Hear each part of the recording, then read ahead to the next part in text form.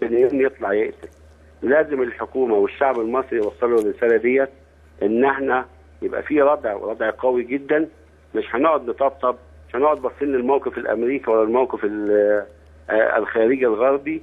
لن نقبل به اطلاقا. نقفل عينينا عن امريكا وعن الاتحاد الاوروبي النهارده لحد ما البلد تهدى، وبعدين نبص لهم تاني.